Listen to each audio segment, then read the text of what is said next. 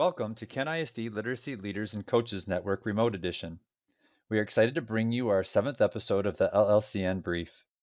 We appreciate those that are now following us on your preferred podcast outlet and excited to share that we now have about 900 plus unique listens to our previous 6 podcast episodes.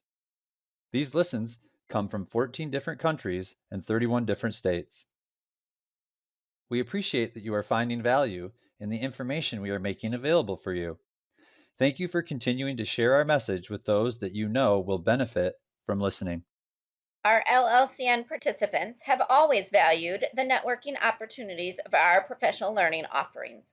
This year, in our podcast, we've added the opportunity to reflect upon and dialogue about our topics through scheduled Twitter chats.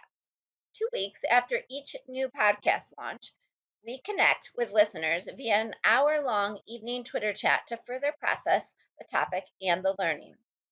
My name is Sarah Shoemaker. I'm an early literacy coach at Kent ISD. My colleague Mark is here with us as well today. My name is Mark Raffler, and I'm the ELA and Social Studies consultant here at the Kent ISD.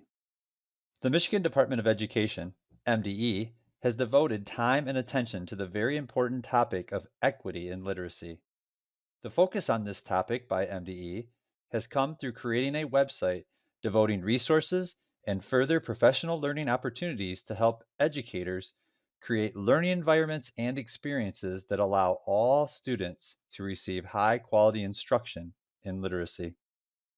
Most recently, MDE has started a 4-part virtual conference series titled The Role of Diversity Within the Literature That We Teach.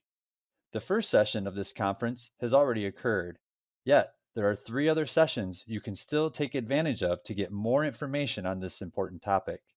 We will be sure to leave you links in the show notes for you to get access to these resources.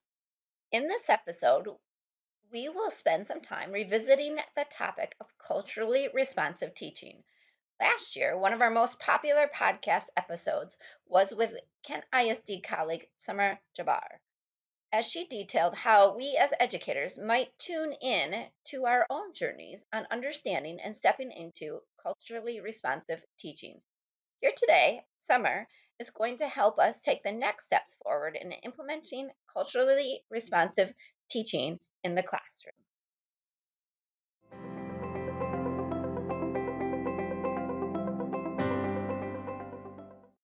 Welcome to our podcast. We hope you are ready for another compelling conversation of learning. We are joined in this episode by Sommer Jabbar, the Equity and Student Success Coordinator here at the Kent Intermediate School District. We are excited to have Sommer with us again to follow up on the information she shared last year with us around culturally responsive teaching. We look forward to her further insights she will share from her continued work on this topic. Hi, all. Thanks so much for having me back. I'm excited to be here with you all today. We're excited to have you, Sommer. I have been thinking and reflecting on our podcast from last year around culturally responsive teaching, and I've been doing the work that we talked about, the internal start of the work.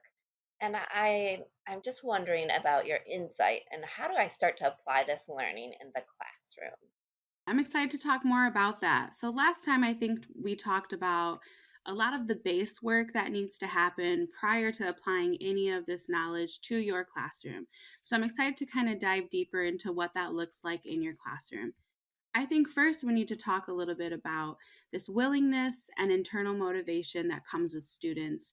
So we know that children and students typically have a really big willingness to learn and be in the classroom, but what they don't always have is the comfortability to do so. So we need to switch how children are feeling in our classrooms from them not just only having the willingness to want to learn, but also the comfortability to do so. I think a great first step to doing that and to doing culturally responsive teaching in your classroom would be to assess your children and your students' strengths. So when we start to look at students in a strength-based model and mindset, we move from this deficit way of thinking and viewing our students to strengths. What can they bring into the classroom? What do they have to offer? And what can we learn from them?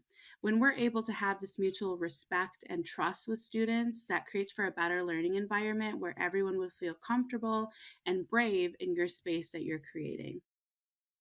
Another thing that we can talk about in terms of how do you get started in applying this in your classroom are some different strategies that Zaretta Hammond outlines.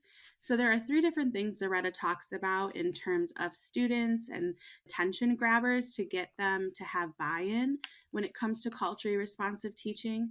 One of the first things that you can do are games. So we know that games are always fun, no matter how old you are, that students seem to enjoy those, and those are good attention grabbers.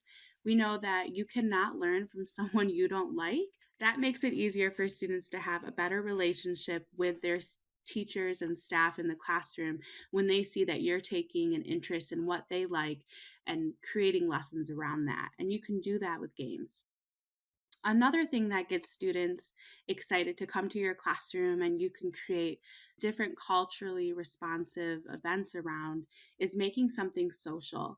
So when you allow students to partner together, to work on things together, and then talk to you when needed, that helps to create and build relationships where students can rely not only on themselves, but their other classmates as well as their teachers, when they know that they have the opportunity to be independent and maybe make mistakes or to take different challenges and different opportunities, and they know that if they happen to need you, you'll be there to help them.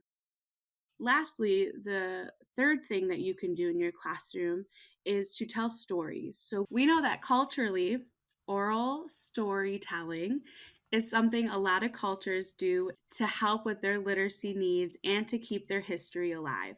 We're able to give this opportunity to students in our classroom to tell stories, to create stories. That gives a different opportunity for learning to occur, where they can bring in things they've done possibly with their elders, their ancestors, and that have been passed on into the classrooms, again, relating back to that strength-based model and incorporating that cultural wealth. So we really want to focus on how can we bring cultural wealth and cultural strengths into our classroom so that students can show up authentically as themselves every day, all day.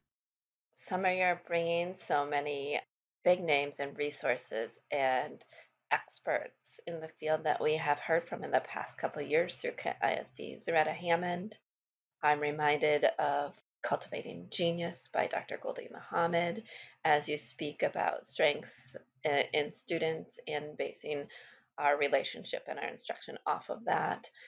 I am hopeful that we see that these strategies are strategies we long know have helped to create relationships when we bring connections and fun into the classroom. But you didn't just say fun, you specifically said games where people can interact and kind of find their comfort level, social interactions, specifically with peers, not just a ping pong back and forth interaction between a teacher, but authentic social interactions. And then storytelling, like honoring the family stories and the history that has become a part of these children's lives, but also allowing them to find their own voice in that storytelling and how that might relate to bringing the work of culturally responsive teaching into the classroom.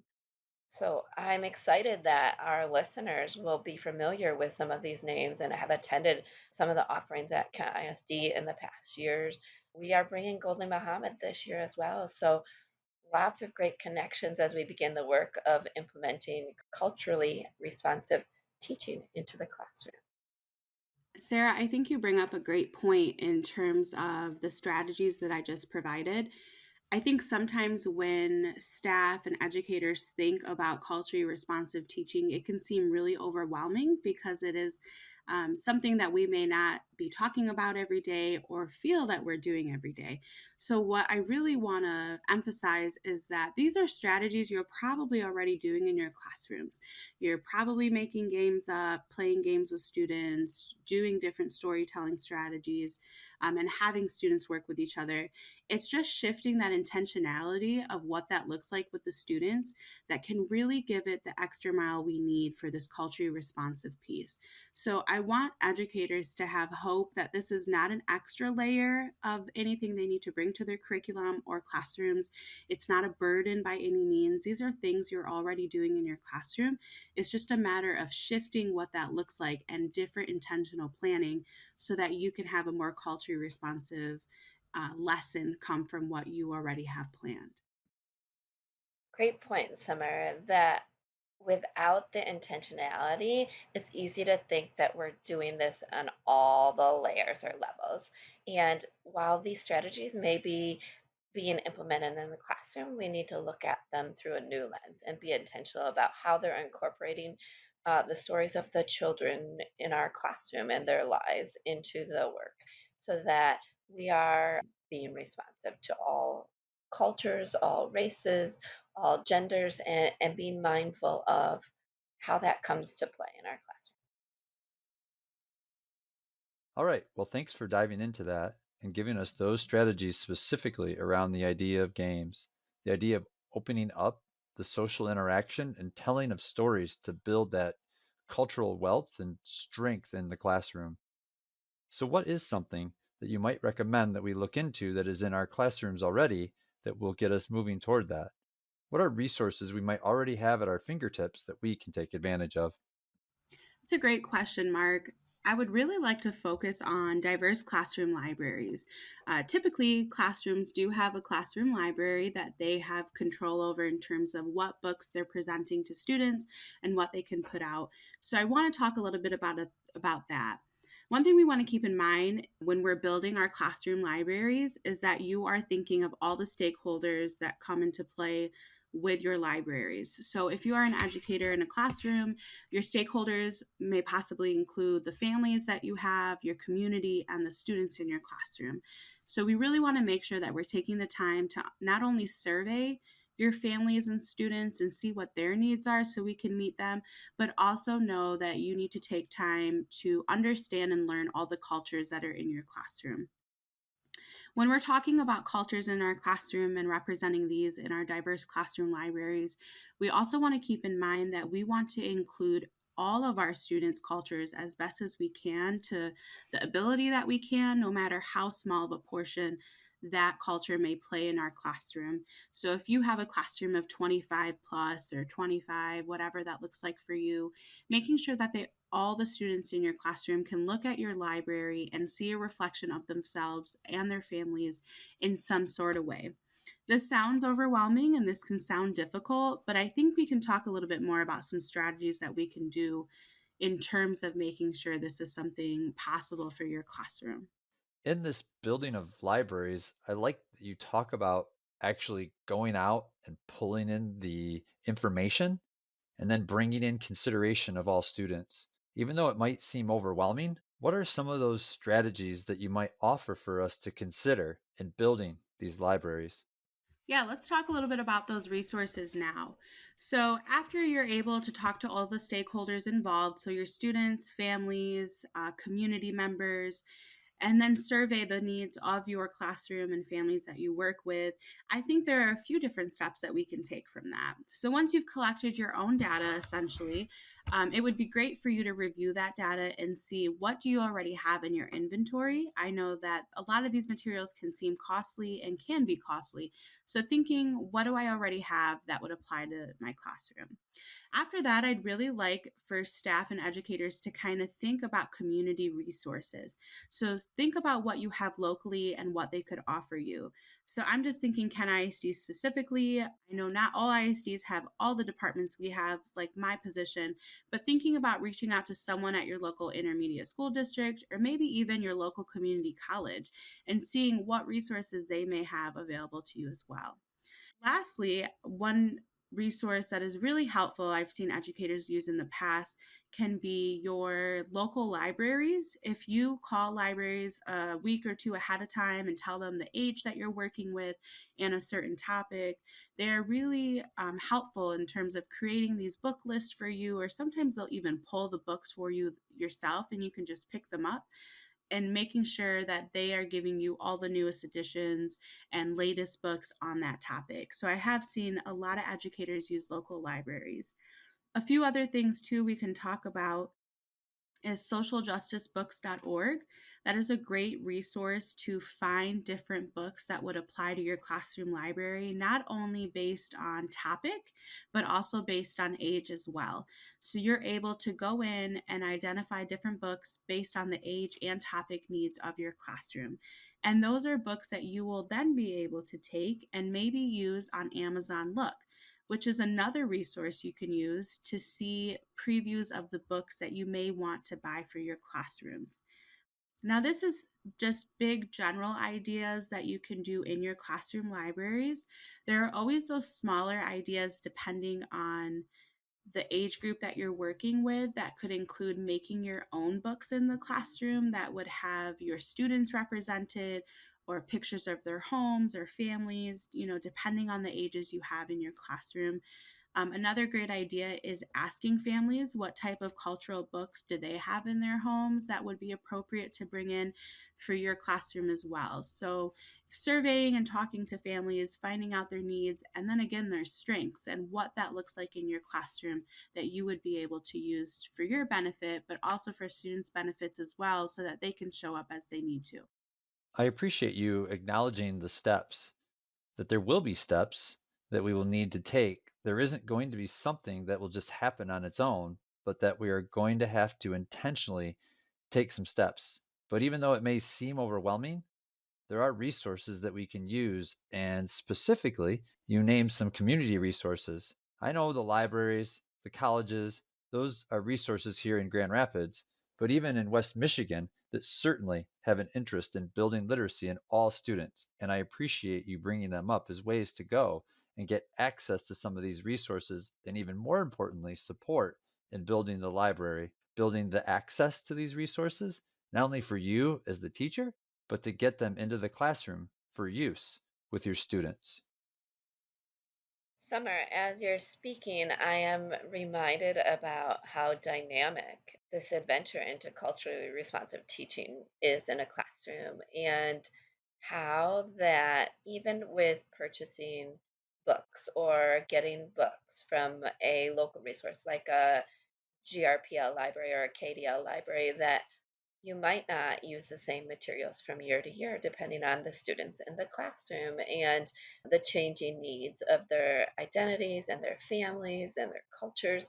And so, really, building diverse libraries is just the start of a dialogue. We're not going to go and make a 1 year purchase and say our classroom libraries are now diverse. So, how do we start to support our students in exploring these library resources we make available? How do we integrate them into the content that we're teaching and make it a part of what we're doing on a daily basis? And just continue to be mindful that a book purchase and put on a shelf isn't culturally responsive teaching. Talk to us a little bit more about that.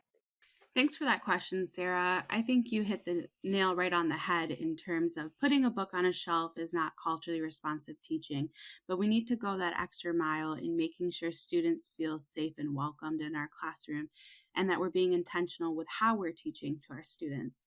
So when I think of building a classroom and classroom library that are diverse and culturally responsive, I sometimes think of the construction of a house. So the classroom library, or excuse me, the classroom can be the foundation of the house. So this should be sturdy, it should be a solid foundation. We know that that is something all students are coming into every day, a house. But what makes a house a home? There are a few different things that we can do to ensure that the house that we're giving children can become a home over the year that we have them, or however long they're in our classroom. Some of the things that we can do to shift our house to become a home includes different things. So when we're thinking about what is appealing when we enter someone's home, I think there are a few things that come to mind. So some of those things can be that it is visually appealing.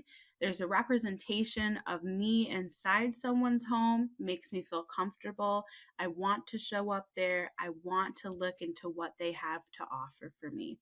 That's some things that we can do in our classroom library. So, including students and being able to choose the materials that we're putting out for them, introducing the materials to students if we did choose them without them, making sure that they are aware of where these materials are, why we have these materials, and why they're important. Regardless of what your classroom makeup looks like, I think that's always important to do. We want to make sure that students understand the windows and mirrors analogy. So even if my classroom makeup may not be entirely diverse or look different than I do or the rest of the representation of the school, the rest of the world may not look like your classroom does. So we want to make sure that students can feel comfortable showing up as themselves in your classroom and classroom library, but also that they feel comfortable and equipped with knowledge when they're showing up in the world as well. Summer, will you say more about the mirrors and windows analogy and how we might use that in the classroom with students and what that means? Yes, absolutely. When I refer to the mirrors and windows analogy, I am talking about the representation of both what's in your classroom and what's outside your classroom. So when we talk about mirrors, we like to think of it as what do I have in my classroom that reflects the representation of my student makeup. So if I'm looking at my classroom, I am ensuring that there are enough mirrors, whatever that looks like. That can be puzzles, books, toys. If you have an older age group, that may shift a little bit as to what that looks like. That is mirroring the representation of my students. When I think of windows, I like to make sure that even though I have a great opportunity for students to see themselves in my classroom through all my different materials and books, there are also window opportunities that are showing students what else is out there in the world so that they are aware there are different cultures, different ethnicities, different races, gender identities, sexual orientations that are outside in the world that may not be represented solely in my classroom. So we want to have a good balance of mirrors and windows in our classrooms so that students can have a well-rounded education and view and perspective in the world so that not only that they can show up authentically as themselves, but everyone around them can do so as well and be brave enough to do so. Thank you for going deeper into the windows and mirrors component and giving clarity as to what that looks like. What should we be mindful of to allow or promote, or if the conversation or dialogue is already occurring, continue these opportunities for conversation that will come from diverse classroom and school libraries? When we're thinking about some things that we want to be mindful of in our classroom libraries and our classrooms in general, a couple of the things that I want to talk about are classroom specific, as we've talked a lot about classrooms. One thing we want to make sure that we are mindful of as we are building our classroom libraries and culturally responsive classrooms as a whole are that we are countering stereotypes. So we are not bringing in any resources or books that feed into different stereotypes. Another thing we really want to be mindful of is that all of our families can be seen represented in our classrooms. No matter what that family makeup looks like or student makeup, there is a representation of those students and families in our classroom. A few other things we'd like to make sure of in terms of having these conversations regarding our classroom libraries or the diverse materials in our classrooms are that A, we're not forcing the conversation, but we're also not ignoring the conversation. So when students are inclined to ask a question regarding the materials and the culturally responsive ideas or lesson plans you have, that you are able to answer these questions, but you're not forcing the conversations. We want to make sure that we are maintaining a comfortable, respectful, safe learning environment for everyone involved, including our staff. And that may look like being able to tell students that you don't know all the answers, and that's okay. If they ask a question and you are unsure of the answer, it's totally okay to tell students that you don't have all the answers, but you're going to work with them to figure it out. I want to make sure that we know there is a difference between ignoring conversations and also being able to be truthful and vulnerable with students that you don't know the answer, but together you all will work on that. Lastly, I think it's important to create some type of connection to the content that you're teaching if you are going to choose to do so. So, if you are bringing in these culturally diverse materials into your classroom, including your libraries, making sure that you can tie that back into the content, how it needs to be tied in, so that you are not bringing in books and materials that are going to waste, essentially, that you're not speaking about them, you're not using them, and you're not addressing them when children bring them up. How can these stay relevant in your classroom and in all your teaching and doing in your classroom every day with students? Appreciate that last point. Very important, I think, to keep it connected to what is happening in the direction of content focused on in the classroom. Really, what you are doing is building background knowledge, possibly even around that content.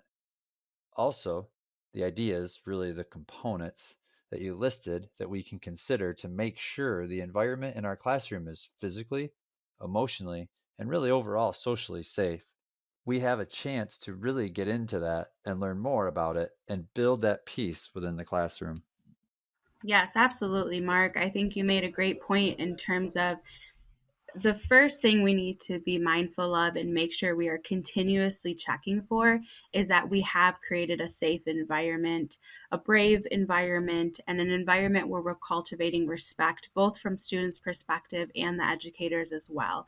If we don't have that baseline of respect and trust amongst students and teachers, we're not going to be able to get very far with either planning the curriculum, implementing it to fidelity, or bringing in materials if we're not able to start with building relationships with our students. Summer, as I listen to you continue to talk about resources and meeting or mirroring the students currently in the classroom, I'm reminded of a question we frequently get asked, which is, can you just tell me the names of some books or the titles of some books or some resources and where I can go purchase them? And we really shy away from doing that because the titles change in 6 months or a year, and the students in front of each teacher in a classroom are going to look different. And so, what might be some go to resources that we consider as we think about teachers asking these questions in the coming days, weeks, months, and years? Like, how do we keep on top of what might be current and what might be reflective and honoring of the cultures and students we have in front of us in this day and time? Obviously, we're not going to go buy a book from 20 years ago and consider it relevant to today. And so, where are your go-to resources? You've mentioned a couple, but where else can we go? Great question, Sarah.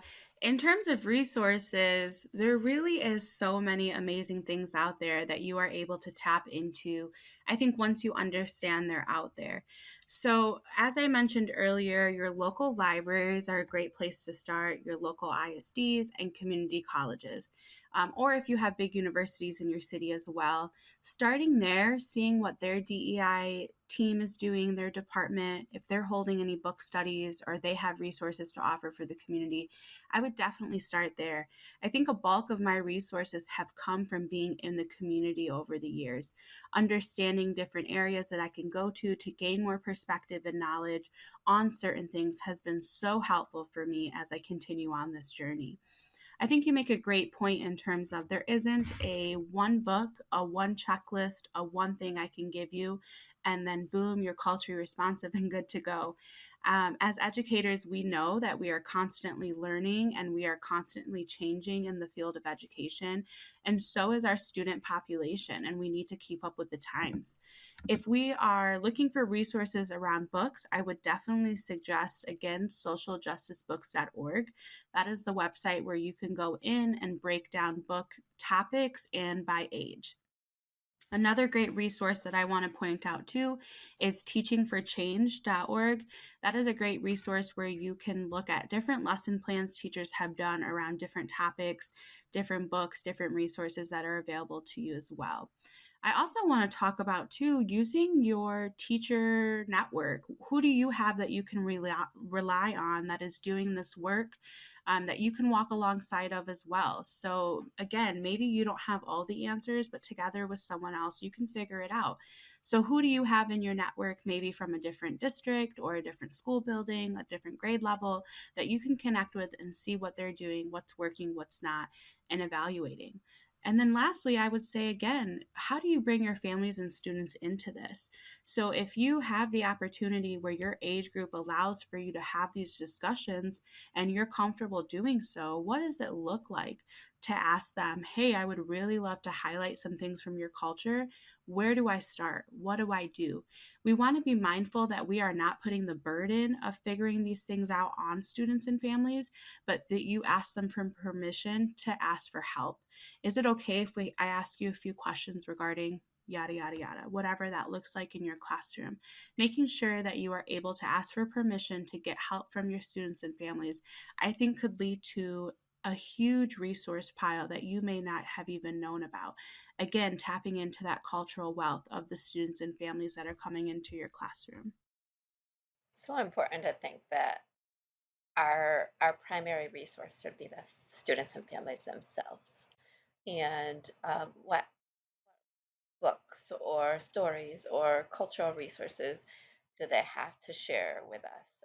I'm reminded of a conversation recently with a family that's currently celebrating Diwali, and what does that look like in their home? A wealth of information that they were sharing just locally through the library, through maybe you're aware of Wimmy's Words, which is Kevin Conrad's show, to say the families first and foremost are our resources, and then from there we continually need to be mindful of the students in front of us. And this isn't a once a year activity, but it's an ongoing seeking to understand and to add to the resources that we have available and the conversations that we're having in the class.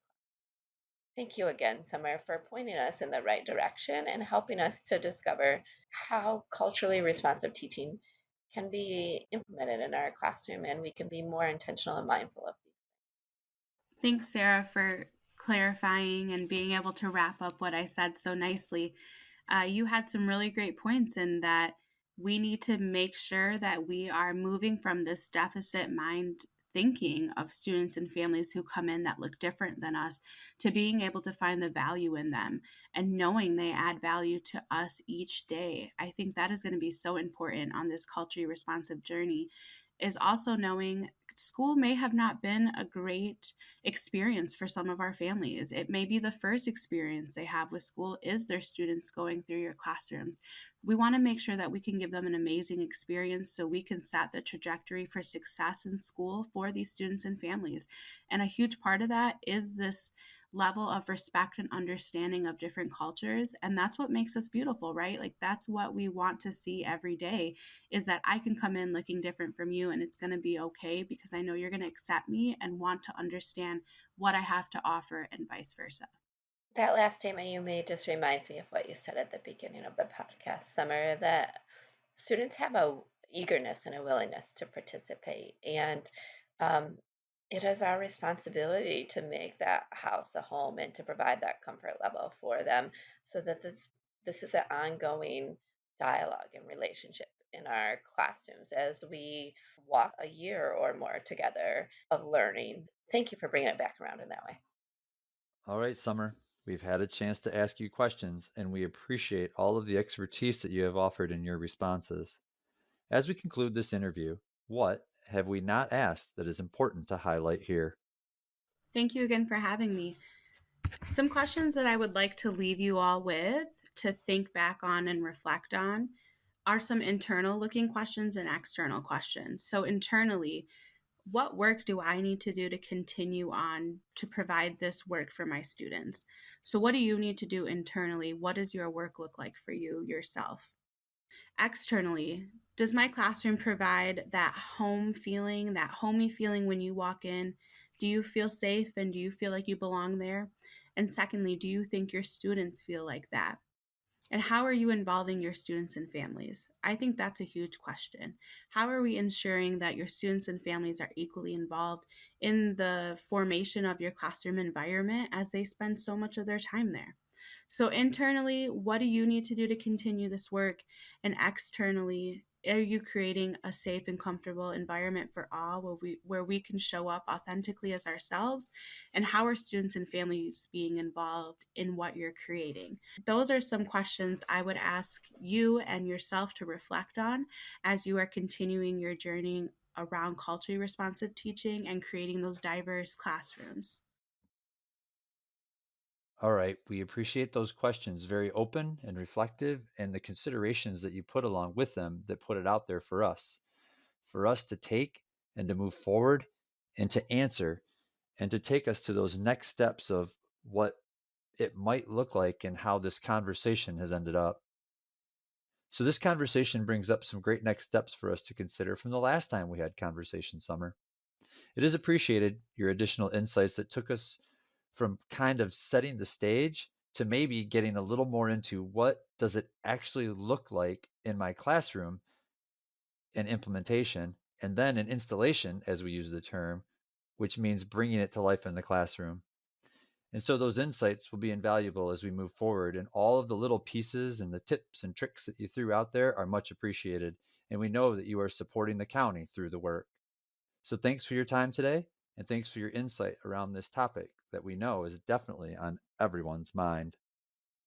Thank you, Mark. I think I just want to leave us all with the reminder again that the onus is on us as educators to continue this work, not on our students, that we need to make sure we are moving forward and we are doing all we can to stay current so that students feel a sense of belonging in your classrooms that maybe you didn't feel growing up in your own classrooms. So what can we do to leave things better than we found them?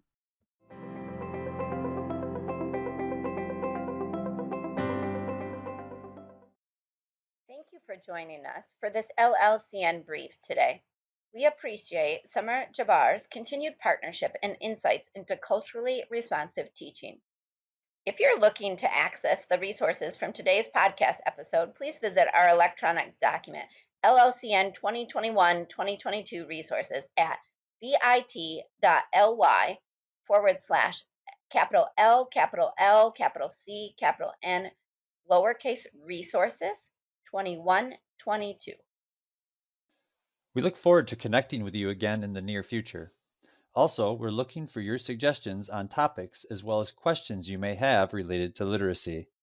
Please take the time to let us know what you want to learn more about through the Google form. This Google form can be accessed through the bit.ly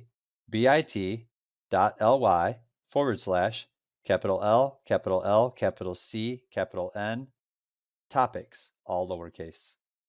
Thank you so much for listening today.